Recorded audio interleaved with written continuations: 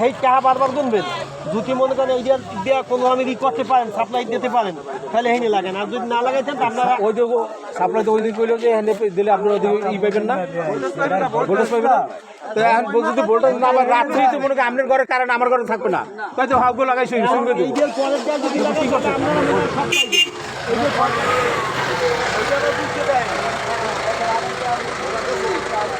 এই যে তাই তো আপনার সামনে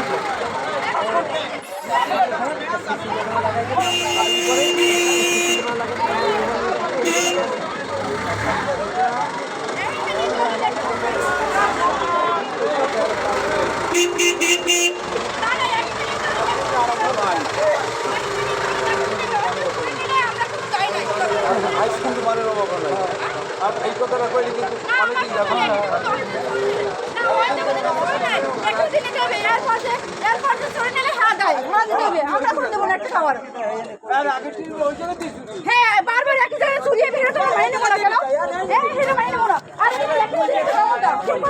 এইখানে যদি ট্রান্সমিটার আমরা তো দেওয়ানো উঠেছিলাম, আবার অফিস থেকে ফোন দিয়েছে যে কয় খাম্বার থেকে আপনারা উঠেছেন।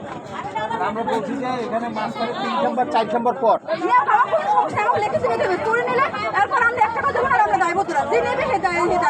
কেউ দায়বদ্ধ নেবে না, এটা চলে নেবে। এরপর যদি চলে নেয়, এটা অফিসের কথা। আজকে আমরা গেছিলাম, তারা বলছে যদি এরপর চুরি নেয়, আপনাদের এখন দিয়েছেন কত 86,000, তারপর দেবেন 1,72,000। তাহলে আপনি নিয়েন না, তারা বলছে তাহলে নিয়েন না, ডাইরেক্ট বলছে তাহলে নিয়েন না। আজকের কথা তারা বলছে তাহলে নিয়েন না।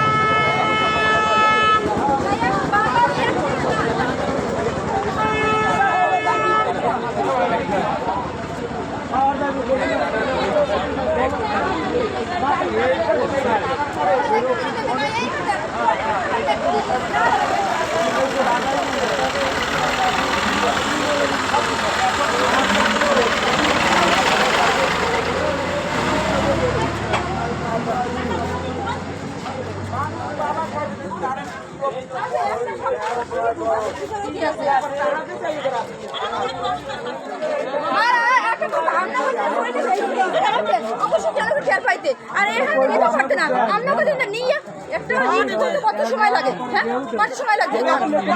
2 ঘন্টা বলতে পারে না।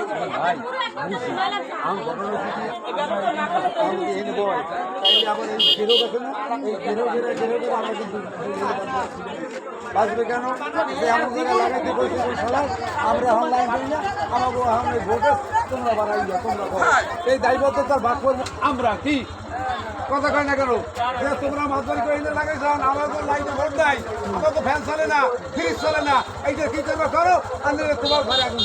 এই কথা উনি বলছে আমার ফোনে যে ফ্যান চলবে না, ফ্রিজ চলবে না, তাহলে আপনি কি করবেন? ওই না, তার ফ্যানও চলবে না, ফ্রিজও চলবে না, তাইলে এখন আমরা হ্যাঁ কি কেন করবেন? জনগণের মাঝবাড়ি করছি আমরা, কেন করবো আমরা? কি স্যার ওই ট্রান্সমিটার সার্ভিস লাগাইতে আইসেল নাকি? হ্যাঁ, ওই ট্রান্সমিটারটা জ্বালাই দেয় না, ওইটার মধ্যে যে আনলে সরে লই গেছে ওই গাছ এখন নামাইয়া। হ্যাঁ কি ভাইয়া নাই